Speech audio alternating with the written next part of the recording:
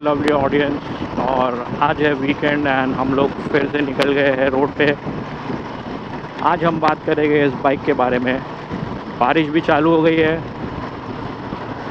क्या रुक के रेनकोट पहन लेना चाहिए? मन नहीं कर रहा है बिकॉज इट्स वेरी ब्राइट। ऐसा लग रहा है कि ये बस थोड़ी सी बारिश है, आगे रुक जाएगी बारिश। आई मीन थोड़े से पार्ट में ही गिर रही है, सो रुक के रेनकोट पहनने का मन तो नहीं कर रहा है। सो आज वीकेंड है एंड हम लोग जा रहे हैं अपने घर मनोर में। वीकेंड वहाँ स्पेंड करेंगे।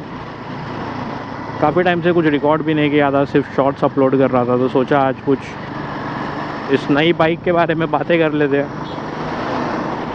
Yes, this is Himalayan 450। 1 महीना ही हुआ है इसे लेके, फर्स्ट सर्विस हो गई है। गोरिल्ला के अगेंस्ट में ये बाइक हमने ली है, गोरिल्ला हम लोगों ने दे दी और ये बाइक ले ली है। ऑब्वियसली थोड़ा सा ऊपर पैसा ऐड करना पड़ा। अभी तक ज़्यादा कोई लंबा राइड इस पे हुआ नहीं है, बस एक बार पूना जाके आया हूँ मैं। एक्सपीरियंस काफ़ी अच्छा था, बाइक का रिस्पांस काफ़ी अच्छा है, थकान बिल्कुल भी नहीं है बाइक पे। क्या करूँ समझ में नहीं आ रहा है यार, इतना उजाला है, धूप है इतनी और बारिश गिर रही है। आई मीन कपड़ा तो भीग ही गया है, बट क्या करें, पहने रेनकोट के ना पहने। आई गेस ऐसे ही चलते रहता हूँ। बहुत ज़्यादा बारिश होएगी तो फिर पहनते हैं, अभी तो इतने टी शर्ट तो सूख ही जाएगा हवा से। तो सबसे पहले बात करते हैं कंपैरिजन की। ऑब्वियसली न्यू मॉडल आता है तो ओल्ड मॉडल से कंपैरिजन होता ही है।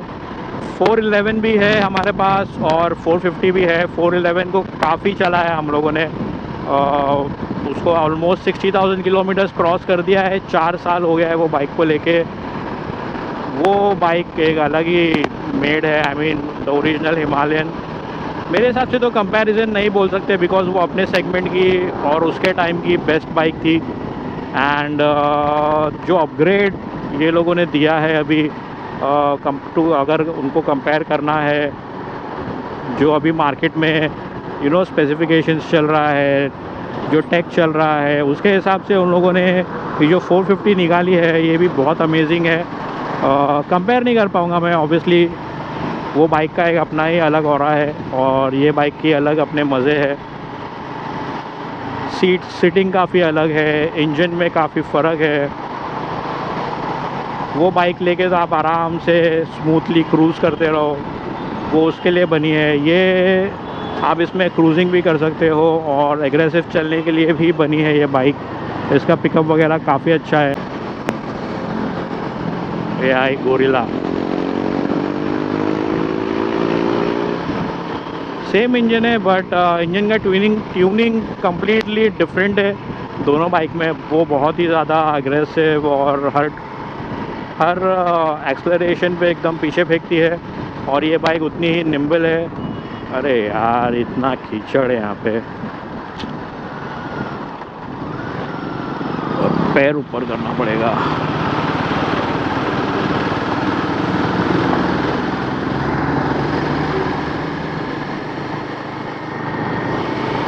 पैंट पूरी ख़राब हो जाएगी यार, रेन वाली पैंट पहन लेना चाहिए था।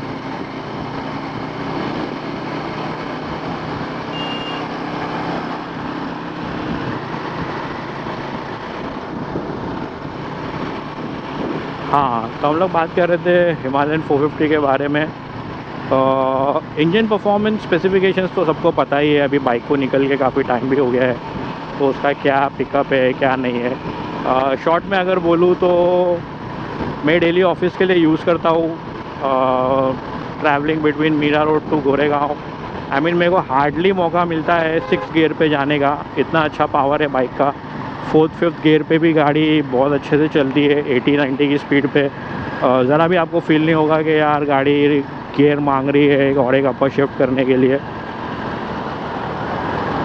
So that's about the performance. Average का पता नहीं है, एवरेज निकाला नहीं है अभी तक।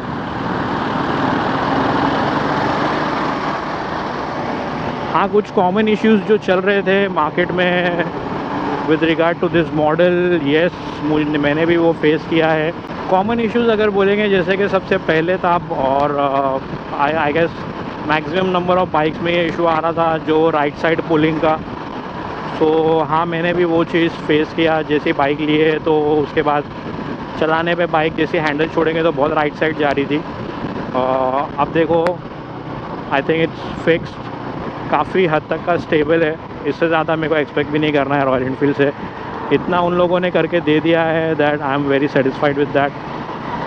फर्स्ट सर्विस तक तो मैंने ऐसे ही चलाया। आई गेस मैंने फिर फर्स्ट सर्विस में ये चीज़ एड्रेस करी कि ऐसा ऐसा इशू आ रहा है।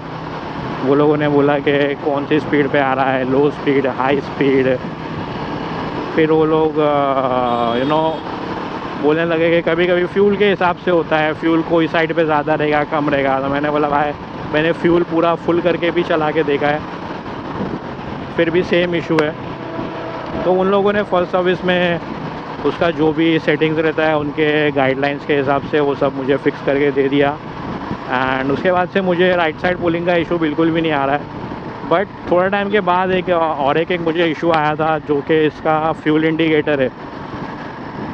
फ्यूल इंडिकेटर में एक सर्टेन पॉइंट के बाद वो स्टॉप हो जाता था, एंड मुझे ये नहीं पता चल रहा था कि बाइक रिज़र्व पे आ रही है कि नहीं। सो बेसिकली बोला जाएगा तो रिज़र्व फ्यूल का इंडिकेशन नहीं दिखा रहा था। एक सर्टेन पॉइंट पे आके वो स्टक हो जा रहा था।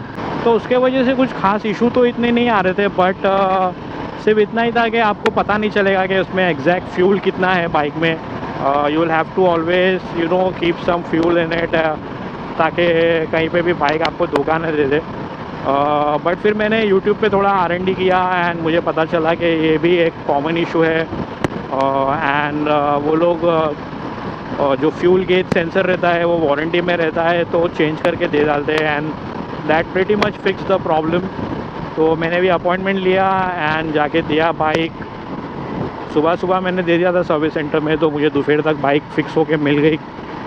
They did the same thing, उन लोगों ने फ्यूल गेज सेंसर मुझे चेंज करके दे दिया था, जिसके वजह से अभी तो काफ़ी हद तक का सही चल रहा है। बट एक इशू अभी भी इसमें है, जो मैंने बहुत से लोगों से हिमालयन 450 के ओनर्स से सुना है, कि इसका जो रिज़र्व फ्यूल दिखाता है वो एक्यूरेट नहीं है।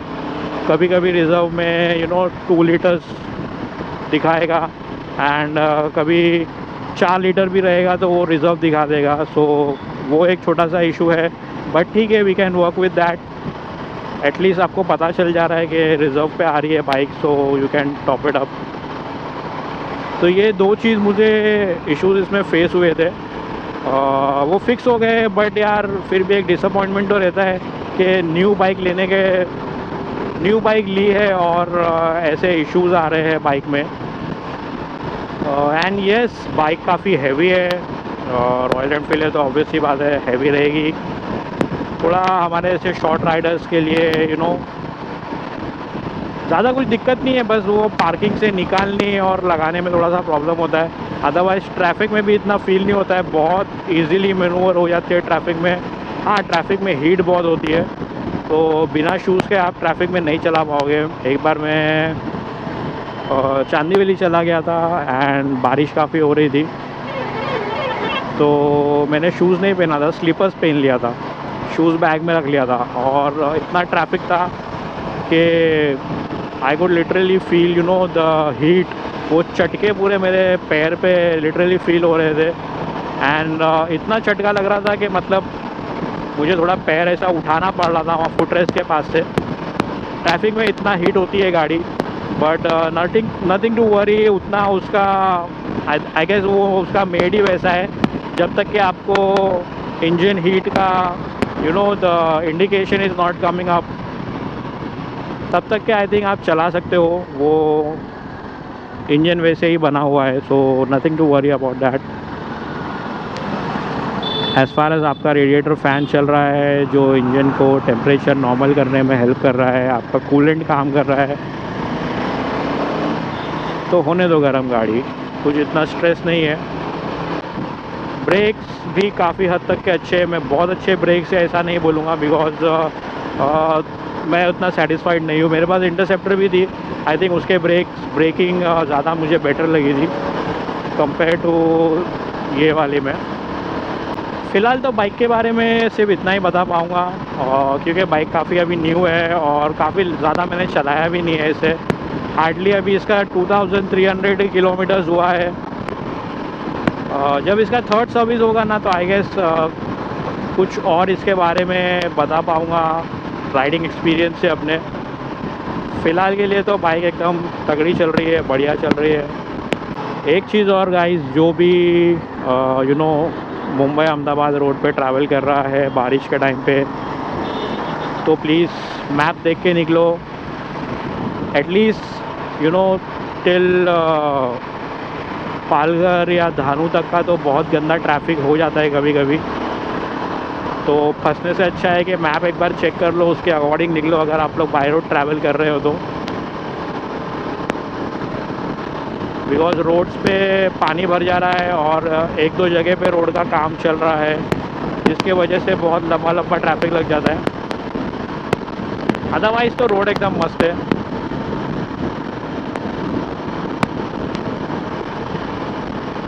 जैसे कि अभी दिख ही रहा है।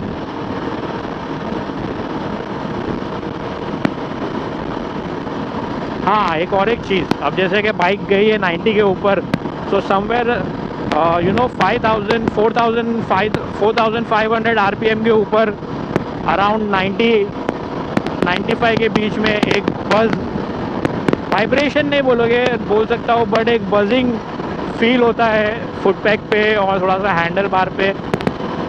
तो बट इतना भी कुछ नोटिसेबल नहीं है, या इतना जैसे पुराने बुलेट्स में होता था कि 100 पे गई तो बहुत वाइब्रेशन, उतना फील नहीं होगा। बट हाँ, है थोड़ा सा vibration, but again it's okay. अभी रॉयल एनफील्ड है तो ऐसा बोल सकते हैं कि रॉयल एनफील्ड है, चल जाएगा, उससे ज़्यादा क्या ही बोल सकते हैं अभी। But engine performance as you can see बहुत ही इजीली बाइक 100, 105, 110 पे तो चले ही जाती है। वीडियोस में देखा रहेगा 150, 155 तक का इसका टॉप स्पीड है। बट ऐसे टूरिंग बाइक्स को मैं सजेस्ट नहीं करूँगा कि उतने हाई स्पीड पे चलाने, बिकॉज उसका एरोडायनामिक्स वैसे कॉर्नरिंग्स और वैसे डॉजिंग के लिए डिज़ाइन नहीं होता है। It is meant for touring, mountain climbing.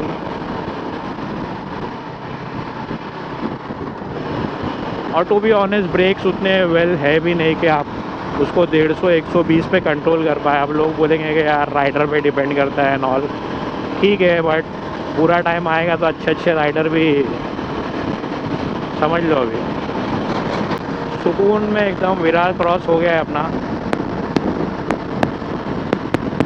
अभी यहाँ से थोड़ा रोड अच्छा है तो ब्लॉगिंग का सेटअप चेंज करता हूँ और थोड़ा रील वाले एंगल में शॉट लूँगा अभी, ताकि थोड़े रील्स और शॉर्ट्स भी बना के डाल सके। ब्लॉग में तो बस थोड़ा सी मुझे बाइक के बारे में बताना था, तो वही था, बाकी और तो कुछ है नहीं। इस रोड पे घर पे जा रहे हैं तो अब क्या बताओ। और उसमें बारिश आ जा रही है, बस 5 किलोमीटर बचा है, अभी पहुंच जाएंगे घर पे। और पूरा रास्ता सूखा मिला है, यहाँ लग रहा है बारिश हो सकती है। यहाँ पे थोड़ा सा क्लाउडी दिख रहा है, नहीं होना चाहिए यार बारिश। तो यहाँ पे एक 390 एडवेंचर है, नई वाली 250 है, बहुत कम दिखती है यार ये बाइक भी। आई मीन जब निकली थी तो इतना उसका सोशल मीडिया पे इतना प्रमोशन, इतना बम, बट हार्डली कोई बाइक मुझे रोड्स पे दिखी है। हिमालयन लेने से पहले उसका भी मैंने 390 का भी एक बार ट्रायल लिया था, बट वो फील नहीं आया उसमें, और वो जो अपना पर्पस है उसके हिसाब से वो फिट भी नहीं होती है, बिकॉज उसकी सीट बहुत ही पतली है।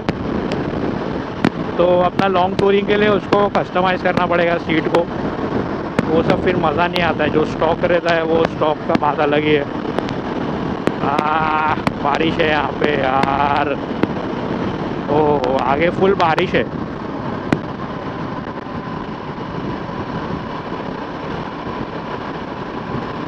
आगे बहुत बारिश है यार, फंस गए अभी यहाँ पे। कहीं पे शेड भी नहीं है रुकने के लिए। लेट्स सी वो बादल यहाँ तक पहुँचे तक का अपन कहाँ पहुँच सकते हैं। तो बस 5 मिनट का रास्ता बचा है, 5 मिनट का। 5 मिनट के लिए मेरे को रेनकोट नहीं पहनना है यार। चलेगा ये स्पीड पे, अगर बारिश गिरती रहेगी ना तो मैं इतना नहीं भीग पाऊँगा और पहुँच जाऊँगा घर पे सूखा सूखा, हाई एंड ड्राई। हाँ गई लगता बारिश। वहाँ पे गिर रही है पूरी, वहाँ बहुत बारिश गिर रही है। आई गेस वहीं का ये जो हवा से इफेक्ट यहाँ पे आ रहा है। हाँ गई रुक गई बारिश। चलो अच्छा है।